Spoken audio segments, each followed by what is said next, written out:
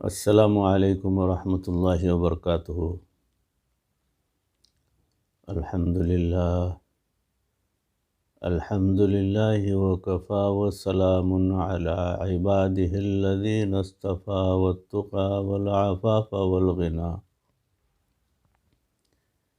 اما بعد فقد قال اللہ تبارک وتعالی فی القرآن المجید والفرقان الحمید۔ فأعوذ باللہ من الشیطان الرجیم، بسم اللہ الرحمن الرحیم۔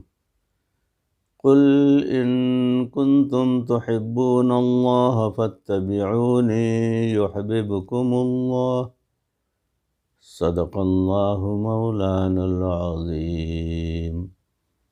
اللہم صل علی سیدنا و مولانا محمد وبارک وسلم کما تحب وترضى عدد ما تحب وترضى۔ محترم و مکرم ناظرین، حاضرین، سامعین، بھائیو، بزرگوں اور دوستوں، معزز خواتین، ہماری ماں بہنوں، تصوف کے عنوان سے جو موضوع چل رہا ہے وہ ہے تحمل مزاجی۔ تحمل مزاجی کی یہ اگلی کڑی سماعت فرمائیں کہ ہر انسان کے اندر جو ہے تحمل اگر نہیں ہے تو وہ تحمل کے نہ ہونے کی وجہ سے اس کے بنتے بنتے کام تمام بگڑ جائیں گے، اس کے تعلقات میں جو ہے تفرقات پیدا ہو جائیں گے، لوگوں سے عداوت اور دشمنی بھی ہو سکتی ہے اور کاروبار میں نقصان بھی ہو سکتا ہے۔ تو لہٰذا ہر اعتبار سے اگر دیکھا جائے تو تحمل مزاجی جن کے اندر ہے وہ فلاح اور کامیابی کی طرف رہیں گے۔ ایک بزرگ تھے، ان کو بیوی نے بہت زیادہ پریشان کر دیا تھا اور کہتی تھیں کہ بس مجھے جدا کر دو۔ کسی قریبی رشتہ دار کو پتہ چلا، اس نے آ کر کہا کہ حضرت سنا ہے کہ آپ کی بیوی آپ سے طلاق کا مطالبہ کر رہی ہیں۔ فرمانے لگے ہاں، میں کیسے غیبت کروں، وہ میری بیوی جو ہے وہ چپ ہو گیا۔ بیوی کے اصرار پر بالآخر انہوں نے اسے طلاق دے دی۔ اس کے بعد وہ رشتہ دار پھر آیا، کہنے لگا کہ حضرت سنا ہے کہ آپ نے طلاق دے دی ہے، مجھے اب تو ذرا تفصیل بتا دیں۔ فرمانے لگے کہ جب وہ میری بیوی تھی تب تو میں نے اس کی غیبت کرنا گوارا نہیں کیا تھا، اب تو وہ میرے لیے اجنبیہ ہو چکی ہے، میں اجنبیہ کی غیبت کیسے کروں گا؟ بہت ہی ہمارے لیے ایک سبق ہے اس کے اندر، قوت برداشت دیکھیے۔ ایک اور واقعہ ہے، ایک خاتون کا صبر و تحمل۔ حضرت عبداللہ بن زبیر رضی اللہ تعالیٰ عنہ کی بہن رملہ بنت زبیر رضی اللہ عنہا کی شادی ہو گئی۔ ایک موقع پر خاوند غصے میں آ گیا، وہ بولتا رہا اور یہ چپ کر کے بیٹھی رہیں، سنتی ہی رہیں۔ خیر اس نے جو اپنا جلال دکھانا تھا وہ دکھا چکا۔ کچھ دیر بعد بندہ خود ہی تھک جاتا ہے، جب وہ تھک کر چپ ہو گیا اور نارمل ہوا تو بیوی کو اندازہ ہو گیا کہ اب یہ نارمل بات کر رہا ہے، چنانچہ انہوں نے خاوند کی طرف مسکرا کر دیکھا۔ ان کو مسکراتے دیکھ کر خاوند بھی مسکرایا۔ اس کو مسکراتا دیکھ کر فرمانے لگیں مجھے پہلے ہی پتا تھا کہ تمہارا علاج مسکراہٹ کی ایک نظر ہے، میں نے تمہارے غصے کو برداشت کر لیا اور میری ایک ہی مسکراہٹ تمہارے کام آ گئی، جھگڑا ہی ختم ہو گیا۔ عورتوں میں بھی ایسی قوت برداشت ہوتی ہے۔ یہ قوت برداشت تو بہت ضروری ہے، ورنہ انسان دنیا میں بھی کامیاب زندگی نہیں گزار سکتا۔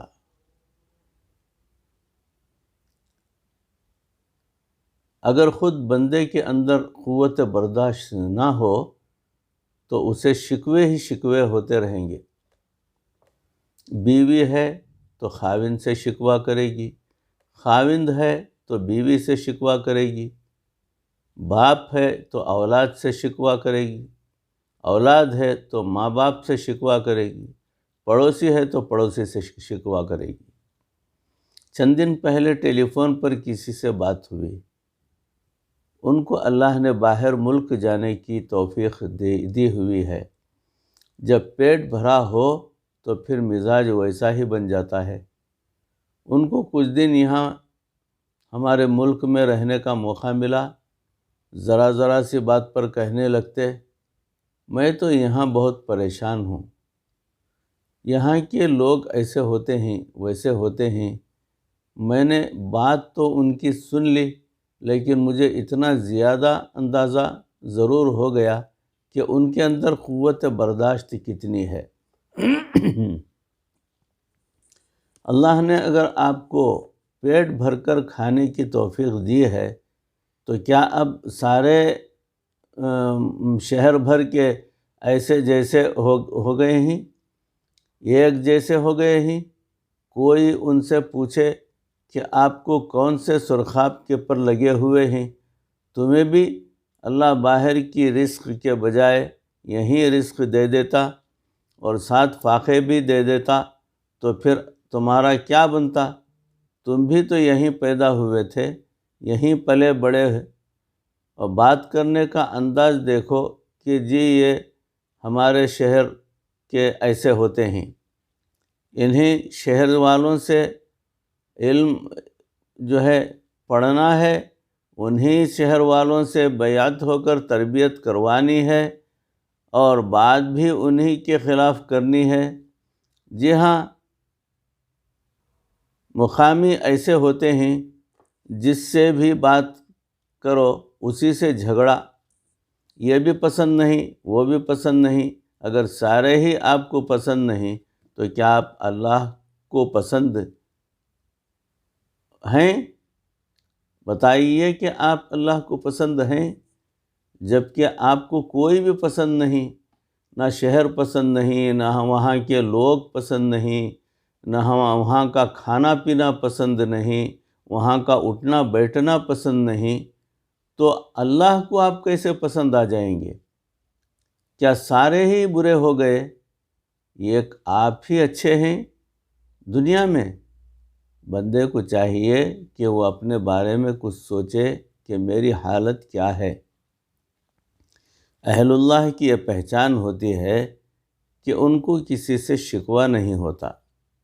اللہ کی شان، اللہ نے ان کو کیا ہی ظرف دیا ہوتا ہے، آپ ان کی زبان سے کبھی خلاف کسی حاسد یا کسی دشمن کا تذکرہ تک نہیں سنیں گے۔ اللہ نے ان کو ایسا دل دیا ہوتا ہے۔ آج تقریباً ہر گھر کا معاملہ قوت برداشت نہ ہونے کی وجہ سے الجھا ہوا ہے۔ اسی لیے آج خاص طور پر اس عنوان جو ہے بنایا گیا ہے کہ یہ تربیتی اجتماع ہے، ضرورت کے پیش نظر ایسا کیا ہے۔ ہمیں اپنے دل میں عہد کرنا ہے کہ ہم اپنے اندر قوت برداشت پیدا کریں۔ ذرا سی بات پر جلال دکھانے کی عادت سے آج ہم توبہ کریں گے۔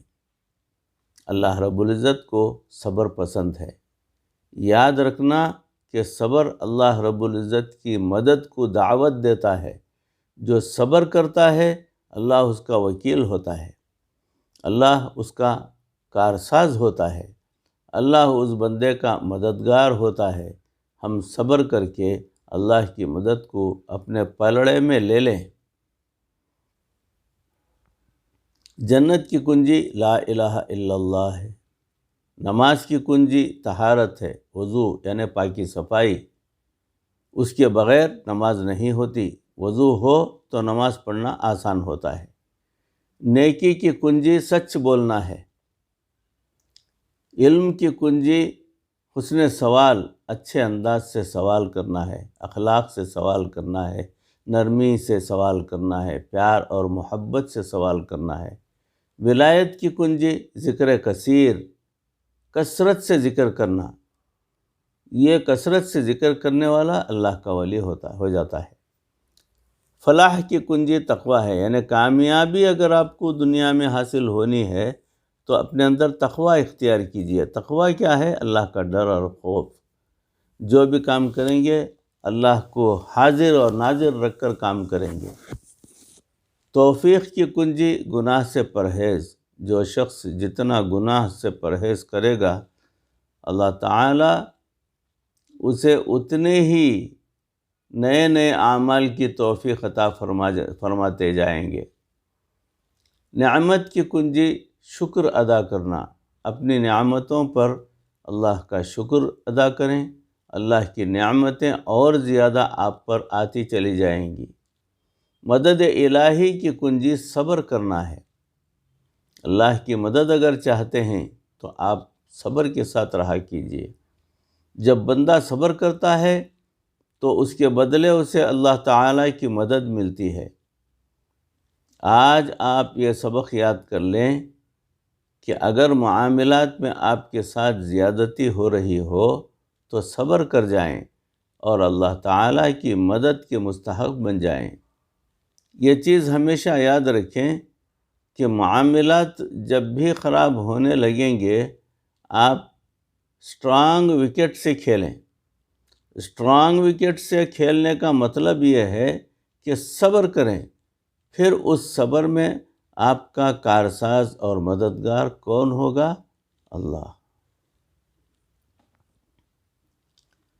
نبی صلی اللہ علیہ وسلم تشریف فرما ہیں، ابو بکر صدیق رضی اللہ تعالیٰ عنہ بھی ہیں۔ ایک صاحب آئے، ان کی کسی بات پر سیدنا صدیق اکبر رضی اللہ تعالیٰ عنہ سے رنجش تھی۔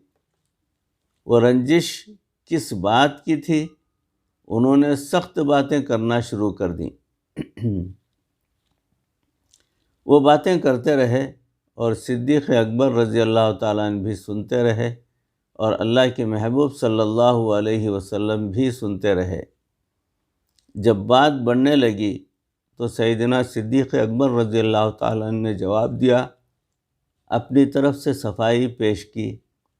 نبی صلی اللہ علیہ وسلم جانے کے لیے کھڑے ہو گئے۔ ابو بکر صدیق رضی اللہ تعالیٰ نے پوچھا، اے اللہ کے نبی صلی اللہ علیہ وسلم، آپ جا رہے ہیں؟ فرمایا، ابو بکر، جب یہ شخص تمہارے بارے میں ایسی بات کر رہا تھا تو اللہ نے ایک فرشتے کو بھیجا تھا جو تمہاری طرف سے اس بندے کو جواب دے رہا تھا۔ جب تم نے خود جواب دینا شروع کیا تو وہ فرشتہ بھی وہاں سے چلا گیا اور اب میں بھی اس مجلس سے اٹھ کر جا رہا ہوں۔ تو بھائی، یہ کتنا آسان طریقہ ہے کہ اللہ رب العزت کو اپنا پروردگار، اپنا مددگار اور کارساز بنا لیا جائے، صبر کر لیا جائے، کیونکہ اس کا بدلہ اللہ کی مدد کی شکل میں ملتا ہے۔ تحمل مزاجی کا ایک بہت بڑا فائدہ یہ ہے کہ اس کی وجہ سے آدمی ہمیشہ خوش رہتا ہے، اور جس میں تحمل مزاجی کم ہو وہ ہر وقت ٹینشن میں رہتا ہے۔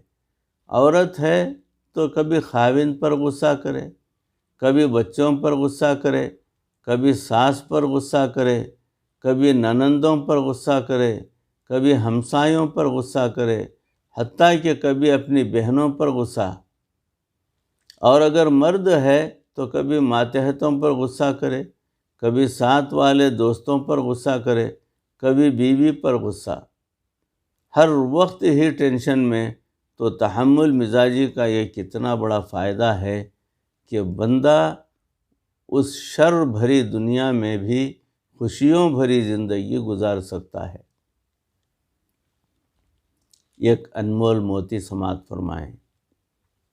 یاد رکھنا، لوگ کسی کو تکلیف نہیں پہنچاتے، لوگوں سے وابستہ توقعات تکلیف پہنچاتی ہیں۔ آپ توقع ہی کم رکھیں۔ اگر توقعات قائم کرنی ہیں تو اللہ تعالیٰ سے کریں، جو پوری کر دکھاتا ہے۔ بندوں سے کیا توقعات رکھی جائیں؟ تو خوش رہنے کا آسان طریقہ یہ ہے کہ دل بڑا کر لیں۔ 11 چیزوں کا قیام 11 چیزوں سے، اسی لیے 11 چیزوں سے 11 چیزیں قائم رہتی ہیں۔ پہلا، انصاف سے سلطنت قائم رہتی ہے۔ دوسرا، پرہیزگاری سے صحت قائم رہتی ہے۔ تیسرا، سخاوت سے دولت قائم رہتی ہے۔ چوتھا، نیک چلنی سے عزت قائم رہتی ہے۔ پانچواں، نیک اولاد سے راحت قائم رہتی ہے۔ چھٹواں، قلبی صفائی سے محبت قائم رہتی ہے۔ ساتواں، سچائی سے کامیابی قائم رہتی ہے۔ آٹھواں، نفرت سے دشمنی قائم رہتی ہے۔ نواں، فضول خرچی سے قرض داری قائم رہتی ہے۔ 10واں، راست بازی سے اعتماد قائم رہتا ہے۔ 11واں، تحمل مزاجی سے خوشی قائم رہتی ہے۔ یہ بڑا نایاب نسخہ ہے، یعنی تحمل مزاج بندہ پرسکون زندگی گزار سکتا ہے۔ پریشانی والے حالات میں بھی آپ ان کے چہرے کھلے ہوئے دیکھیں گے، یعنی کھلے ہوئے دیکھیں گے۔ ایسا محسوس ہوتا ہے کہ یہ لوگ کل جبال، پہاڑوں کی مانند ہوتے ہیں۔ ہمیں بھی اپنے اندر تحمل مزاجی پیدا کرنی چاہیے تاکہ ہماری زندگی بھی مسکراہٹوں بھری بن جائے۔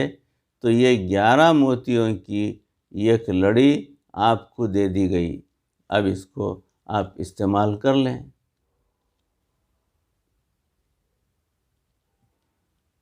ہمارے قریب کے دیہات کا ایک واقعہ ہے۔ ایک نوجوان جس کی تعلیم بھی نہیں تھی اور شکل بھی عام سی تھی، یعنی شکل بھی عام سی سے مطلب عقل بھی عام سی اور تعلیم بھی نہیں تھی۔ اس کی ایک خوبصورت کزن تھی۔ اس نوجوان نے کہا، میں اپنی اسی کزن سے شادی کرنا چاہتا ہوں۔ چنانچہ ماں باپ نے بھی ادھر زور دیا۔ لڑکی والوں نے لڑکی سے پوچھا تو لڑکی نے تو شروع میں ہی ہاں کر دی۔ نکاح ہو گیا، رخصتی بھی ہو گئی، لیکن جب وہ آ کر اس کے پاس رہی تو اب پتہ چلا کہ یہ تو پکا جاہل ہے، اور سوچ میں بھی پڑ گئی کہ نہ عقل ہے نہ شکل ہے، زندگی کیسے گزرے گی۔ چنانچہ اس لڑکی نے دل ہی دل میں اس نوجوان کو ناپسند کرنا شروع کر دیا، مگر خاموش رہی۔ شادی کے 3-4 دن بعد عام طور پر دلہنیں اپنے ماں باپ کے گھر جاتی ہیں۔ یہ لڑکی بھی گھر گئی۔ اس کے دل میں یہ بات بھی تھی کہ اب میں دوبارہ اس گھر میں کبھی نہ آؤں گی تو زیادہ اچھی بات ہوگی، مگر اسے ماں باپ کے سامنے بات کرنے کی جرأت نہیں ہو رہی تھی، کیونکہ ایک تو قریب کا رشتہ دار تھا اور دوسرا شروع میں ہاں بھی کر چکی تھی۔ 2-4 دن بعد خاوند لینے کے لیے آ گیا۔ ماں باپ نے کہا کہ بیٹی تیاری کرو، تمہارا میاں تمہیں لینے آیا ہے، جاؤ اس کے ساتھ۔ چنانچہ اس نے اپنا سامان باندھا اور اس کے ساتھ چل پڑی۔ انہیں کے ایک گاؤں سے دوسرے گاؤں جانا تھا۔ راستے میں اس نے خاوند سے کہا، مجھے پیاس لگی ہے۔ قریب ہی ایک کنواں تھا۔ خاوند نے جا کر ایک طرف گٹھڑی رکھی اور کنویں کے ڈول کے ذریعے پانی بھرنے لگا۔ بیوی کے دل میں شیطان نے ایک ایسی بات ڈالی کہ اس نے پیچھے سے اپنے خاوند کو کنویں میں دھکا دے دیا۔ جب دھکا دیا تو خاوند کنویں میں جا گرا۔ اس نے دل میں سوچا کہ اب یہ مرکب جائے گا اور ہمیشہ کے لیے اس سے جان چھوٹ جائے گی۔ اب وہ واپس ماں باپ کے گھر چلی گئی اور اس نے ان کے پاس جا کر عورتوں والا مکر کیا۔ عورتیں مکر میں تو مشہور ہوتی ہیں۔ وَجَاءُوا آبَاءَهُمْ عِشَاءً يَبْكُونَ، جیسے اخوان یوسف نے مکر کیا تھا ویسے ہی اس نے بھی مکر کیا۔ وہ روتی ہوئی گھر پہنچی۔ ماں باپ نے پوچھا کہ کیا ہوا؟ خاوند مجھے بٹھا کر کہیں چلا گیا، میں اتنی دیر تک اس کا انتظار کرتی رہی، میں اکیلی تھی، مجھے ڈر لگنے لگا کوئی غیر مرد آ جاتا تو میرا کیا ہوتا، مجھے جان کا بھی خطرہ تھا اور عزت کا بھی خطرہ تھا، وہ تو بڑا بے پرواہ سا آدمی ہے، اس لیے میں واپس آ گئی ہوں۔ یہ سن کر ماں باپ کو بھی بڑا غصہ آیا کہ اس نے ہماری بیٹی کو اس طرح لاوارث چھوڑ دیا اور خود کہیں چلا گیا، یہ ایسا بیوقوف انسان ہے۔ اب ادھر کی باتیں سنی۔ جب خاوند پانی میں گرا تو جان بچانے کے لیے اس نے ہاتھ پاؤں مارے تو اس کا ہاتھ اس رسے پر پڑ گیا جس کے ساتھ ڈول بندھا ہوا تھا۔ اس نے اس رسے کو مضبوطی سے پکڑ لیا اور ڈوبنے سے بچ گیا۔ کافی دیر بعد اس نے ہمت کی اور آہستہ آہستہ رسے پر چڑھتے چڑھتے باہر نکل آیا۔ باہر نکل کر اس نے سوچا کہ میں کیا کروں؟ اس نے دل ہی دل میں کہا کہ مجھے توقع نہیں تھی کہ میری بیوی میرے ساتھ ایسا معاملہ کرے گی، کوئی بات نہیں، میں دوبارہ چلا جاتا ہوں۔ چنانچہ اب وہ دوبارہ سسرال کے گھر آیا۔ اتنے میں کپڑے بھی خشک ہو گئے۔ جیسے ہی وہ سسرال کے گھر میں داخل ہوا تو لڑکی کے والدین نے اس کو بہت جلی کٹی سنائی۔ کہنے لگے، تو کیسا بے عقل انسان ہے، تو ہماری بیٹی کو اکیلے چھوڑ کر چلا گیا،